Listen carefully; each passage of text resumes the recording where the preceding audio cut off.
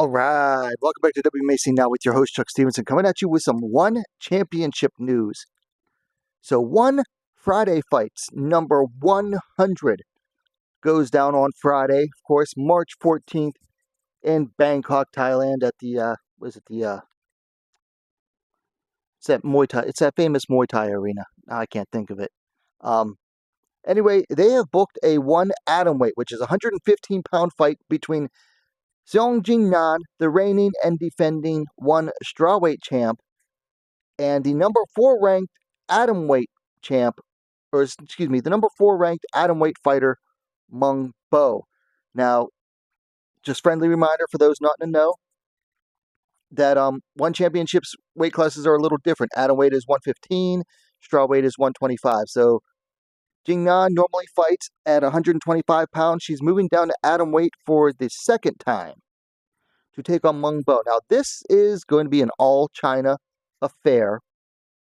And this is a fight that One Championship tried to make for, I feel like, a long time, because Meng came to One Championship, I know it was after, it was sometime after Jingnan came, but Meng joined back in 2019, and at first I believe she fought at 125 pounds. Let me see. What says?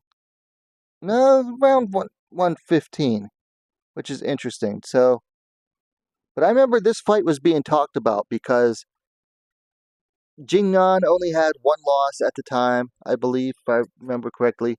And Meng is well known for being the first woman to have defeated Wei Li Zhang way back in the early 2010s.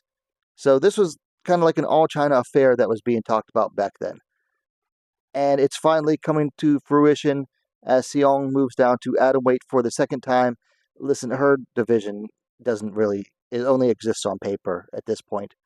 So I don't blame her. If she can make 115 comfortably, she might as well do it.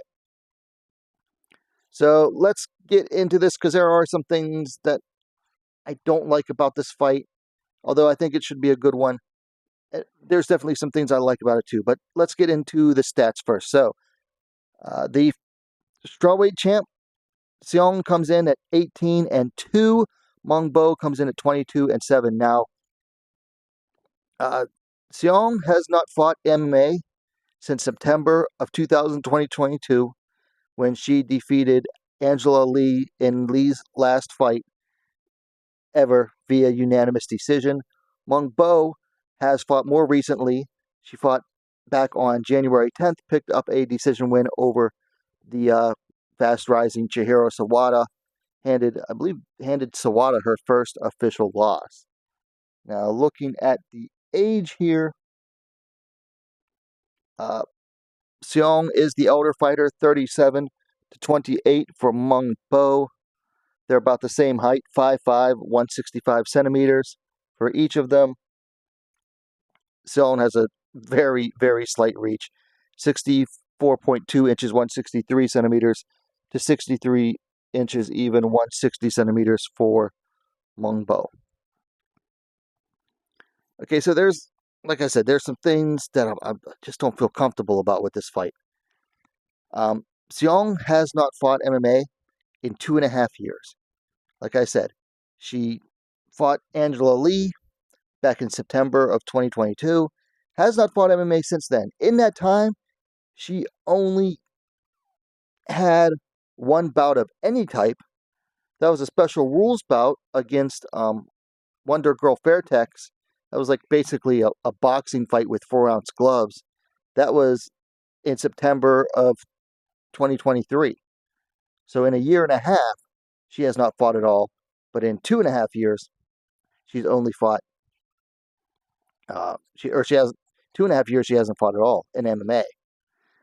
So Meng hasn't exactly been active either. Before the Sawada fight, she dropped a submission loss to Ayaka Miura. That was back in November of 2023. So,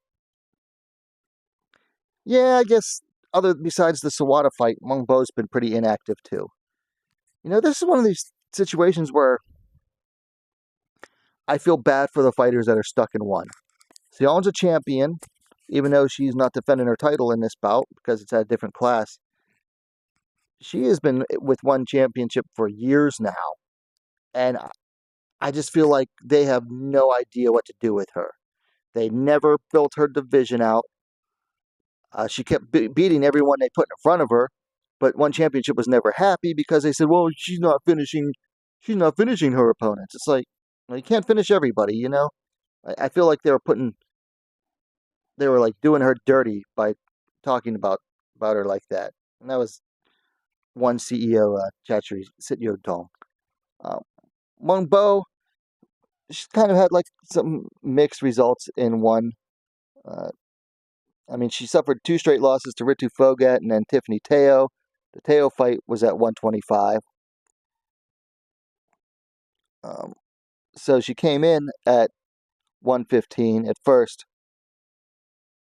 and then tried to move up to 125. What'd she go, like 3-1, or no, 2-2 at 125. Then dropped back down to 115. So they were trying to make the Mengbo Xiong fight for a while, and just didn't work out. I feel bad for them because one championship has not been able to get back into the Chinese market. They tried at first for a little while, and they did. I thought they were doing okay, but I guess not. And then COVID happened. They haven't been able to get back here, and they have these Chinese fighters that they can't do anything with them.